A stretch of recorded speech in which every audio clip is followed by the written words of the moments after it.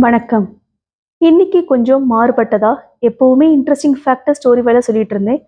இன்னைக்கு நான் நேத்து படிச்ச ஒரு ஸ்டோரி என் மனசுல ஓடிட்டே இருந்தது. கண்டிப்பா அத உங்க கூட ஷேர் பண்ணணும்னு சொல்லிட்டு வீடியோ எடுத்துட்டு இருக்கேன். அம்மானா யாருக்கு தாங்க பிடிக்காது? குழந்தையா இருந்தாலும் சரி, வளர்ந்தாலும் சரி, நம்ம மிஸ் பண்றோம் அப்படின்னு சொன்னா அது ஃபர்ஸ்ட் அம்மாவா தான் இருக்கும். அப்படிப்பட்ட அம்மாவ பத்தியான கதை தான் இது. ஸ்கிப் பண்ணாம பாருங்க.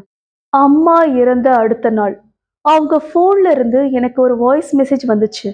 அதை நான் ஓப்பன் பண்ணி கேட்டப்ப, அவங்க சொன்ன முதல் வார்த்தை, "கார்த்திக், நீ என் பையன் இல்ல." எனக்கு முதல்ல கோவம் வரல, அழுகையும் வரல. என்ன சொல்றாங்கன்னே எனக்கு புரியவே இல்ல. ஏன்னா, 27 வருஷமா நான் ஒருத்தவங்கள அம்மான்னு கூப்பிட்டுட்டு இருக்கேன். அவங்க தான் என்னை வளர்த்தாங்க. எனக்கு சாப்பாடு ஊட்டினாங்க. எனக்கு ஃபீவர் வந்தா ராத்திரி முழுக்க தூங்காம என் பக்கத்திலேயே உட்கார்ந்திருப்பாங்க. என் முதல் ஸ்கூல் டே, என் முதல் சேலரி, என் முதல் காதல் தோல்வி எல்லாத்தையும் அவங்க கிட்ட தான் நான் ஷேர் பண்ணியிருக்கேன். அப்படிப்பட்ட அம்மா இறப்பதற்கு முன்னாடி, "நீ என் பையன் இல்லைன்னு" சொல்றதுக்கு என்ன காரணமா இருக்கும்? ஆனா, அந்த வாய்ஸ் மெசேஜின் கடைசி 20 செகண்ட்ஸ் கேட்டதுக்கு அப்புறம் தான், என் வாழ்க்கையிலே நான் தெரிஞ்சுக்க கூடாத ஒரு உண்மை எனக்கு தெரிய வந்தது. கார்த்திக்குக்கு 27 வயசு. சென்னையில ஒரு ஐடி கம்பெனில வேலை. அவனுக்கு அப்பா இல்லை. சின்ன வயசுலயே இறந்துட்டாருன்னு அவன் நினைச்சிட்டு இருக்கிறான். அம்மா லக்ஷ்மி தான் அவனோட உலகமே. ஆனா, வயசு கொஞ்சம் போக போக அம்மாவோட அக்கறையே அவனுக்கு எரிச்சலா மாறிடுச்சு. காலை ஆனதுக்கு அப்புறம், "கார்த்திக், சாப்பாடு எடுத்துக்கிட்டியா?" "எடுத்துக்கிட்டேன்." "மாத்திரை?" "அம்மா, எனக்கு 27 வயசு." "சரி." "எல்லாத்தையும் நீயே பார்த்துக்க வேண்டிய அவசியம் இல்லம்மா." "சரி." "நான் லேட்டா வந்தா கதவு முன்னாடி உட்கார்ந்து காத்திருக்காத." லக்ஷ்மி சிரிச்சாங்க. மறுபடியும் சரின்ற பதில் மட்டுமே கொடுத்தாங்க. அவங்க எப்போதுமே சரின்னு மட்டும்தான் சொல்வாங்க. ஒரு நாள் கார்த்திக் ரொம்ப கோவத்துல கேட்டான், "அம்மா, நீ என்னை நம்பவே மாட்டியான்னு?" லக்ஷ்மி அவனை பார்த்தாங்க. "நம்புறேன்." "அப்புறம் ஏம்மா இவ்வளவு பயப்படுற?" அதுக்கு அவங்க சில செகண்ட்ஸ் அவனை பார்த்துட்டு, "என்னவோ நீ இல்லாம இந்த வீடு ரொம்ப அமைதி ஆகிடுமோன்னு பயமா இருக்குது." உடனே கார்த்திக் சிரிக்கிறான். "என்னம்மா, நான் எங்கேயும் போகல." அவன் சொல்லும்போது அவனுக்கே தெரியாதுங்க, அவன் போக வேண்டிய இடத்துக்கு முன்னாடியே அவங்க போயிட போறாங்கன்னு. "ஒண்ணுமில்லைன்னு சொல்றாங்க." "சரி, நாளைக்கு பேசலாம்னு" கார்த்திக் சொல்றான். "ம்ன்னு" மட்டும் சொல்லிட்டு, "நீ என்னை அம்மான்னு கூப்பிட்ட முதல் நாள்ல இருந்து." அவங்க குரல் கொஞ்சம் கொஞ்சமா உடைய ஆரம்பிச்சது. "நான் ரொம்ப சந்தோஷமா இருந்தேன்." கார்த்திக் உடனே சிரிக்கிறான். "அம்மா, போதும், தூங்குன்னு" சொல்றான்.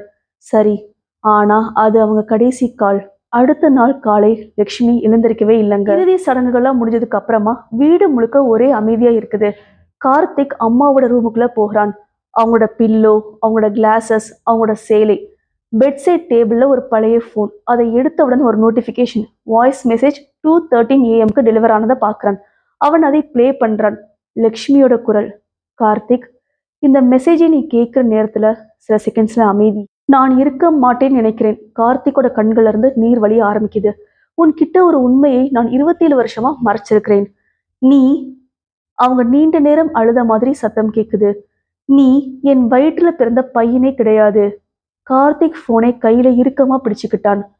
"ஆனா, அதனால நான் உன்னை குறைவா காதலிக்கல. உண்மையிலேயே நான் உன்னை." அப்படின்னு சொல்லிட்டு இருக்கும்போதே அவங்களோட அம்மாவோட வாய்ஸ் வந்து நின்றுச்சு. கார்த்திக் அதிர்ச்சியா போனை பார்க்கறான். "அம்மா." அப்படின்னு அவன் அறியாமே சொல்றான். அவன் மீண்டும் அந்த வாய்ஸ் மெசேஜை ப்ளே பண்றான்.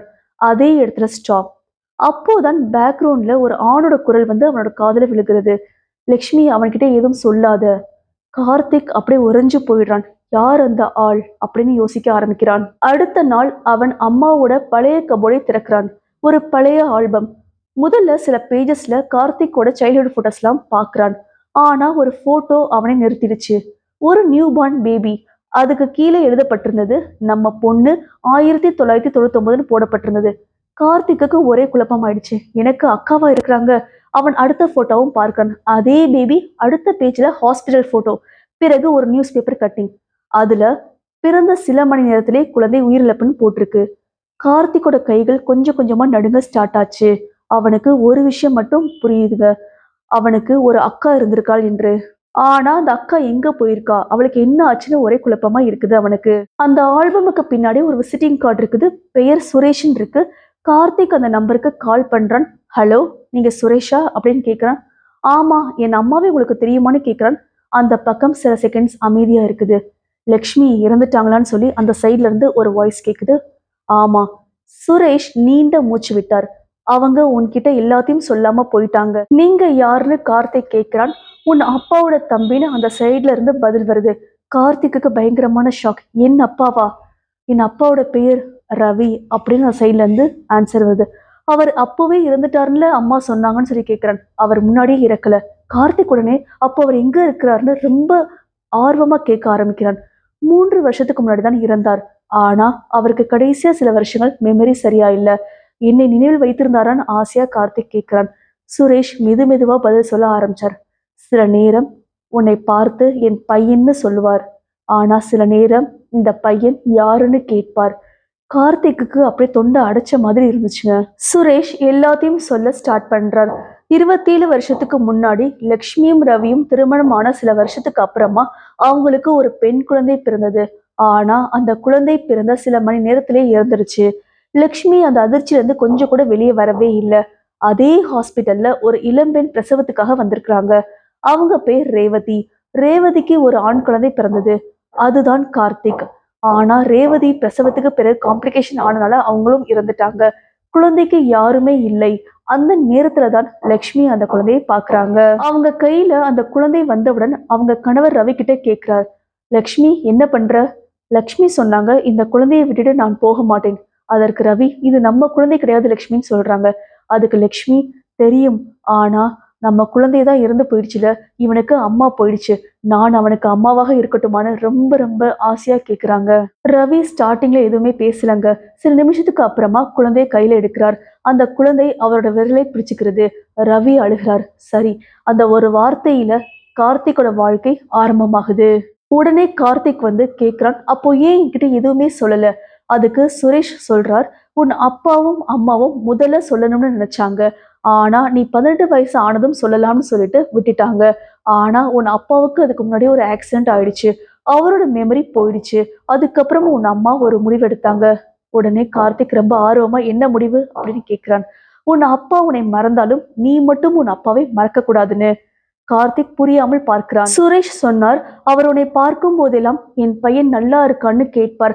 அந்த மெமரி போயிடுமோன்னு அம்மா பயந்தாங்க. அதனாலதான் உன்கிட்ட இந்த உண்மையை சொல்லவே இல்லை.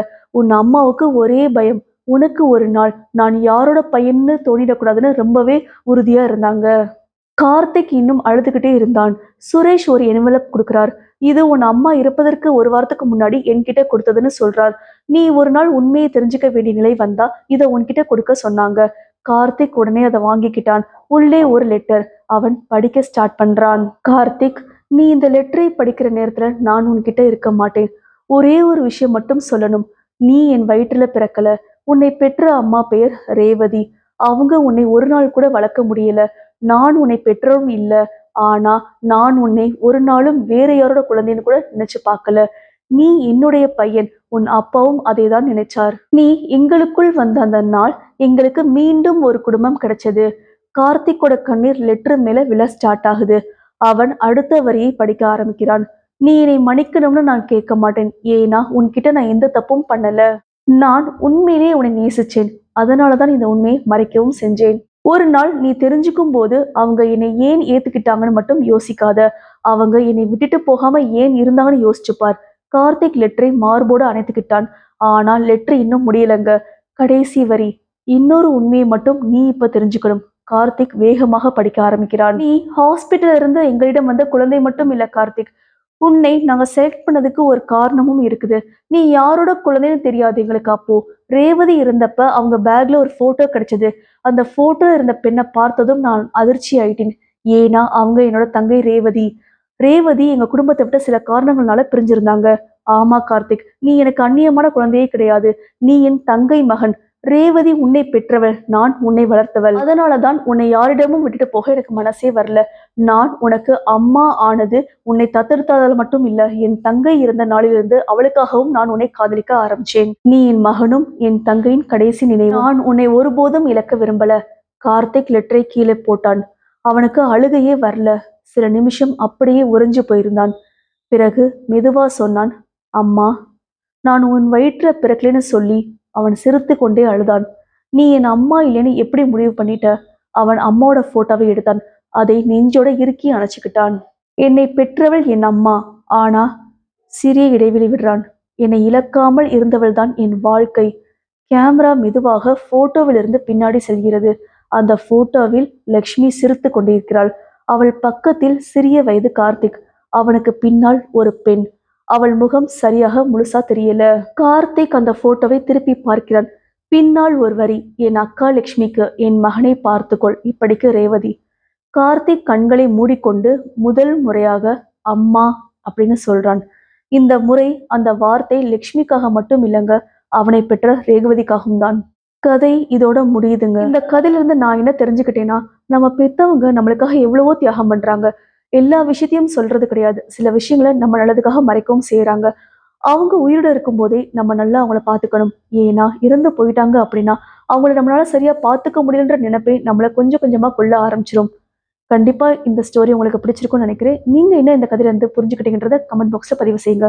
இந்த வீடியோ பிடிச்சிருந்தா லைக் பண்ணுங்க, ஷேர் பண்ணுங்க, மறக்காம சேனல் சப்ஸ்கிரைப் பண்ணிக்கோங்க. தேங்க்யூ so மச் ஃபார் வாட்சிங்.